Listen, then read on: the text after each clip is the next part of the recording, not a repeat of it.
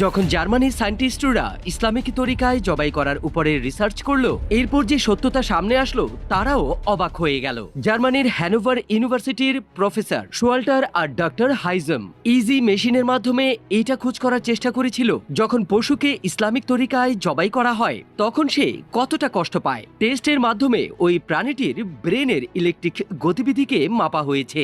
জবাই করার শুরুর মুহূর্তে প্রথম 2-3 সেকেন্ডের মধ্যে কোনো কষ্টের সংকেতই পাওয়া যায়নি। এরপর প্রাণীটি নিজে থেকেই বেহুশ হয়ে যায়। কিছু মুহূর্তের মধ্যে তার ব্রেন পুরোপুরি শান্ত, অর্থাৎ তার মৃত্যু ব্যথা ছাড়া হয়েছে। সায়েন্টিস্টরা মেনে নিল ইসলামী তরিকায় জবাই করা সবচেয়ে রহমদিল আর সাফ সুতরা তরিকা, কারণ এই তরিকায় গলার নালী, শ্বাসনালী আর খাদ্যনালী 1 সেকেন্ডেই কেটে যায়, যার ফলে প্রাণীটি বেহুশ হয়ে কষ্ট অনুভব করে না। ভাবুন, 1400 বছর আগে আমাদের নবীজি যে তরিকা শিখিয়েছিলেন, আজকের সায়েন্স তারই তাসদিক করছে।